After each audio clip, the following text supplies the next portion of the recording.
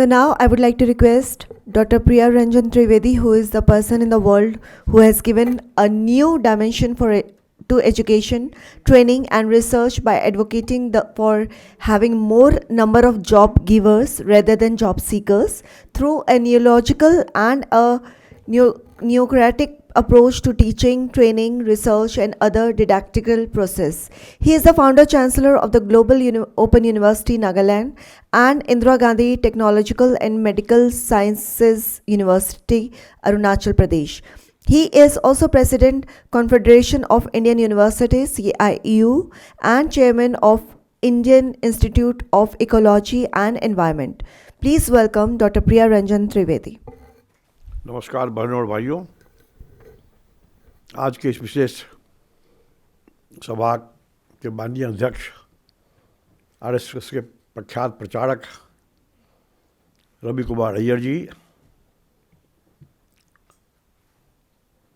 मेरे साथी ब्रिगेडियर संजय अग्रवाल जी, doctor Vipin Kumar ji, M के आनंद साहब और डॉक्टर उमेश शर्मा जी, बड़ी प्रसन्नता की बात है कि विकसित भारत एट 2047 के लिए एक शिखर सम्मेलन का आयोजन किया गया है, जिसमें CSR की भूमिका क्या हो इस पर भी चर्चा हो रही है। आप सभी सरकारी लोक उपक्रमों के, निजी क्षेत्र के CSR से संबंधित वरिष्ठ पदाधिकारीगण भी आए हैं और ऐसे भी हमारे प्रतिभागी हैं जो सलाहकार हैं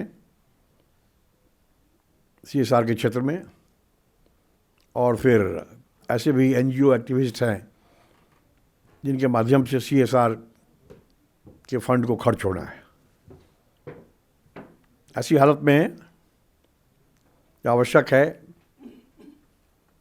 कि जितने हमारे पैनलिस्ट हैं अपने अपने विचार प्रकट करें। अभी तक जो हमारे 3 वक्ता आए हैं, इन्होंने लगभग हर एक बिंदुओं पर चर्चा की है। विकसित भारत क्या है, विकसित भारत में क्या सा होना चाहिए और CSR की भूमिका क्या है, उनका दायित्व क्या है, उनके कर्तव्य क्या हैं। मैं भी उसी बातों को आगे बढ़ाते हुए बताना चाहूँगा कि विकसित भारत एट 2047 के लिए क्या सब आवश्यकताएं होंगी। विकसित भारत किसे कहते हैं? 2047 का मतलब है कि 1947 में जो हमें आज़ादी मिली उसके 100 साल पूरा होने के बाद 2047 हो जाता है। तो अब अच्छे समय में जो कमी है उसको पूरा करना है, लेकिन विकसित भारत कैसा होना चाहिए? हर एक जितने हमारे प्रतिभागी आए हैं यहाँ पर, जितने हमारे वक्ता हैं, सभी के विचार अलग अलग होंगे। आप हमसे पूछें कि मेरी नज़र में विकसित भारत क्या होना चाहिए, तो मैं समझता हूँ कि 5 तरह की जो समस्याएं हैं वैश्विक या भारतवर्ष की, वह जब नहीं रहेगी समस्याएं तो भारत पूरे विकसित हो जाएगा। तो पहली समस्या क्या हो सकती है? मेरे समझ में पहली समस्या भारतवर्ष की अशांति की है, पीसलेसनेस की है। इससे बड़ी समस्या हमें नहीं दिखाई पड़ रही है। विकास के गति में बड़ी बाधाएं आती हैं और अशांति बढ़ती जाए तो इसका निदान क्या है? आपको बताना है, हमें भी बताना है। हम सोच लें, मैं भी सोच रहा हूँ, क्योंकि मैं एकाएक हमने सोचा कि आज इसकी चर्चा की जाए, तो अशांति की समस्या का उत्तर हमें नहीं मिल पा रहा है। तो अभी मैं बात करते करते दिमाग में सोच रहा हूँ कि क्या उत्तर मिल जाए, ताकि बातों बातों के क्रम में मैं आपको उत्तर बता दूँ। अभी तक नहीं मिला है, इसलिए मैं मजबूर होकर दूसरी समस्या की ओर जा रहा हूँ, ताकि दूसरी समस्या के समाधान के बारे में आपको बताऊं, तो अब तक पहली समस्या का निदान हमें मिल जाए। दूसरी समस्या मेरी समझ में बेरोजगारी की है। This is problem of unemployment that the country is not able to develop in an optimal manner. बेरोजगारी की समस्या विकराल है, इसका निदान क्या होगा? अब मेरे साथ समस्या यह है कि हम दूसरी समस्या का भी निदान नहीं खोज पा रहे हैं, लेकिन मुझे पहली समस्या का निदान मिल गया है। बेरोजगारी है इसीलिए अशांति है। अगर पापी पेट हमारे युवा जो बॉर्डर पर हैं, बॉर्डरिंग राज्यों में हैं, वे अपने आप को बेचते हैं तो बेरोजगारी के चलते करते हैं ऐसा। मुख्य कारण वो है, कुछ दूसरा छोटा मोटा कारण हो सकता है, लेकिन बेरोजगारी की समस्या दूर हो जाए तो फिर अशांति की समस्या दूर हो जाएगी। अब रही बात कि बेरोजगारी की समस्या कैसे दूर होगी, यह एक महत्वपूर्ण प्रश्न है।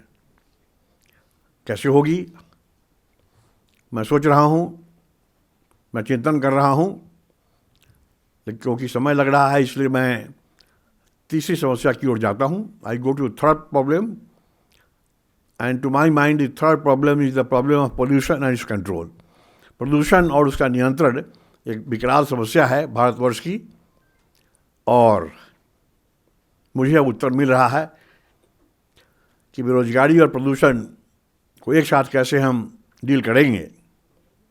इसका उत्तर है कि अगर मैं बेरोजगारी और प्रदूषण की मैत्री करा दूँ, विवाह करा दूँ, तो जो बच्चे होंगे, जब भी होंगे, तो उसका नाम होगा पर्यानुकूलित रोजगार सृजन, इको फ्रेंडली जॉब्स।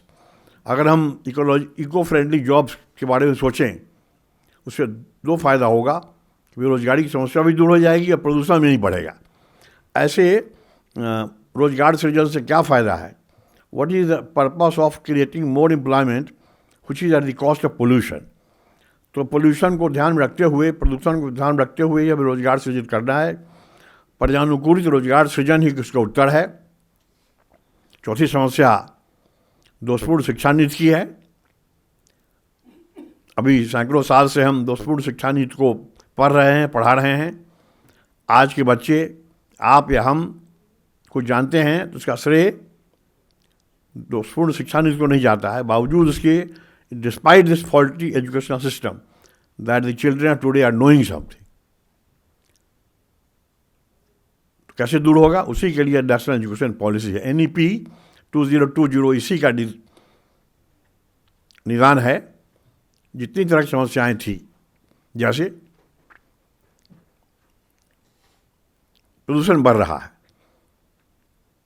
मैंने वर्ष 2000 में एक PIL किया था सुप्रीम कोर्ट ऑफ इंडिया में कि प्रदूषण बढ़ रहा है और पर्यावरण की पढ़ाई नहीं हो रही है। सुप्रीम कोर्ट ने ऑर्डर किया तो अगले हफ्ते से पूरे भारतवर्ष में क्लास 0 से लेकर PhD तक, चाहे मेडिकल की पढ़ाई हो, इंजीनियरिंग की पढ़ाई हो, क्लास 1 से लेकर 12 तक कॉलेजेस में पर्यावरण की पढ़ाई होगी। आपके घर में बच्चे होंगे, देखते होंगे आप कि एनवायरमेंटल स्टडीज नाम का पेपर है, जो वॉल्यूम 1 से लेकर वॉल्यूम 12 तक 12 क्लास में अलग अलग किताबें हैं। प्रदूषण के स्तर को बढ़ाते हुए, घटाते हुए बहुत सारी बातों पर चर्चा की गई है। यह बेरोजगारी क्यों है? इसलिए है कि शिक्षा निर्दोषपूर्ण है। हम रोजगार सृजक पैदा नहीं कर रहे हैं। I am longing for a day when we will have more number of job givers than job seekers. हमें उस दिन का इंतजार है जब रोजगार सृजकों की संख्या बढ़ेगी, रोजगार याचकों की घटेगी। लेकिन रोजगार याचना कैसे करनी है, इसकी भी पढ़ाई नहीं होती है। आप दिल्ली विश्वविद्यालय लें या कोई भी विश्वविद्यालय लें, कोई इंजीनियरिंग कॉलेज लें, मैंने नहीं देखा है आज भी किसी भी विश्वविद्यालय में, किसी महाविद्यालय में BA MA करने के बाद परीक्षा के पहले या मार्कशीट देने के पहले, रिजल्ट के पहले यह पढ़ाई हो कि आपको नौकरी कैसे खोजनी है, how to write a biodata. मुझे तो सर्वेक्षण किया है, मैं दिल्ली के जो 200 कॉलेजेस हैं 75 कॉलेज हैं दिल्ली विश्वविद्यालय के अंदर, और बाकी है वोकेशनल कॉलेजेस अंडर इन गुरु गोविंद सिंह इन प्रस्त यूनिवर्सिटी में। कहीं पढ़ाई नहीं हो रही इस बात की। कैसे बायोडाटा लिखना है पढ़ाते नहीं हैं, बैंक अकाउंट कैसे खोलना है, proprietary, partnership, private limited, public limited या एनजीओ कैसे खोलेगा नहीं बताते हैं। आप मार्केट में आएंगे दलालों के यहाँ कुछ ना कुछ उल्टा सीधा सीखे, फिर कैसे उद्यमी पैदा होंगे, मतलब कैसे नौकरी खोजने वाले मिलेंगे और नौकरी देने वाले कैसे मिलेंगे, जब इस सब की पढ़ाई होगी। जैसे एंटरप्रेन्योरशिप है, 4 तरह का होता है। पहला इको एंटरप्रेन्योरशिप, अगर आप पर्यावरण के क्षेत्र में काम कर रहे हैं तो इको एंटरप्रेन्योरशिप हुआ। अगर आप सोशियो एंटरप्रेन्योरशिप कर रहे हैं, विपिन जी हमारे सोशियो एंटरप्रेन्योर भी हैं। तीसरा होता है एडुप्रेन्योर, मैं एडुप्रेन्योर हूँ, मैं कैसे जानता हूँ कैसे विश्वविद्यालय खोला जाता है, कैसे महाविद्यालय खोला जाता है, संस्थाएं बनती क्यों हैं, संस्थाएं बिगड़ती क्यों हैं, संस्थाएं ऋण क्यों होती है, संस्थाएं बीमार क्यों पड़ती हैं, रुग्णता के निवारण के लिए क्या कुछ करना पड़ती है, संस्थाएं मरती क्यों हैं, संस्थाएं मारी क्यों जाती हैं। तो इस प्रकार का रिसर्च होता है एडुप्रेन्योरशिप में। और एक होता है फिर सस्टेनेबलशिप। अगर आपकी भूमिका सस्टेनेबल डेवलपमेंट को बढ़ाने में है तो उसे कहते हैं सस्टेनेबलशिप।